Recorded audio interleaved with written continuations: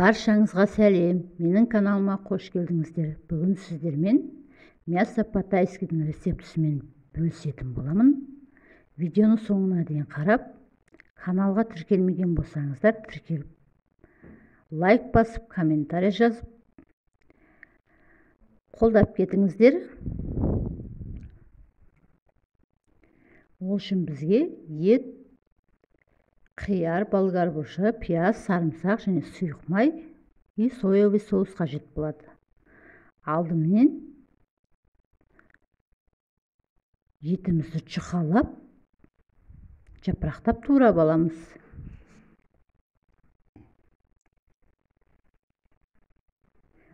Мен жылқы етін қолдандым. Енді қызып тұрған табамызға сұйық майымызды құйып, осылай жұқалап жапырақталып туралған етімізді салып, жақсылап қуырамыз. Ет жұқа туралғандықтан жылдам піседі. 20-25 минут осылайнан баяу отта қуырамыз. Келесі кезекте менде осындай майда пияз 4-ке бөліп,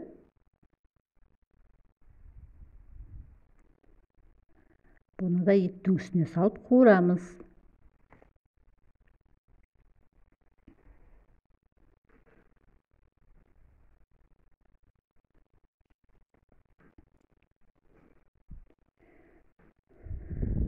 Және де түрлі түсті болгар бұрыштарын қолдансаңыздар болады.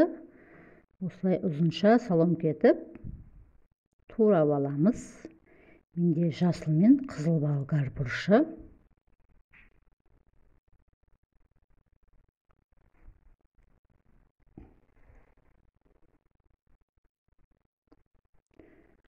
Бұны да салып қуырамыз. Барлығын 1-2 минуттан қуырсаңыздар жетеді.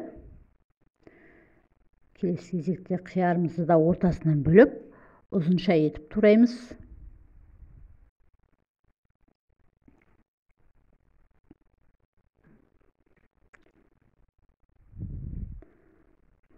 Қиярымызды да қуырылып жатқан табамызға салып, жақсылап араластырамыз.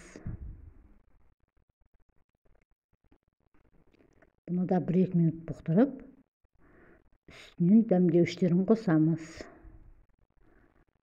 Қалауларыңызша паприка, қара бұрыш,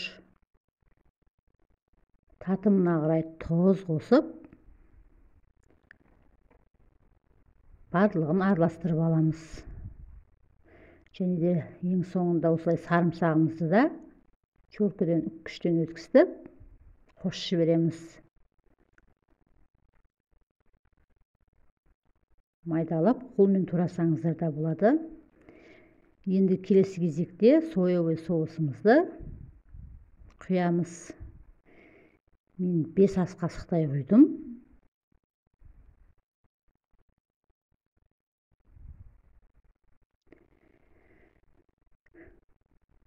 Барлығын жақсылап араластырып, 1 минуттай бұқтырып қоямыз. Сонымен тамағымыз дайын. Гарниріне мен күріш қайнаттым.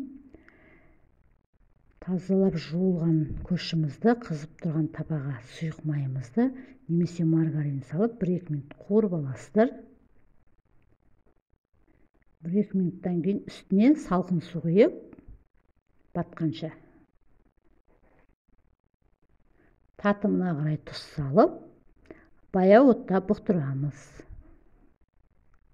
Мінекей біздің күрішімізде бұқтырылып шықты, шашырап әдемі болып. Мінекей біздің тағамымыз дайын болды. Мясо по-тайскийіміз. Сіздер де жасап көріңіздер, өте дәмді, күшті болады. Каналыма тіркелмеген болсаңыздар, тіркеліп кетіңіздер. Лайк басып,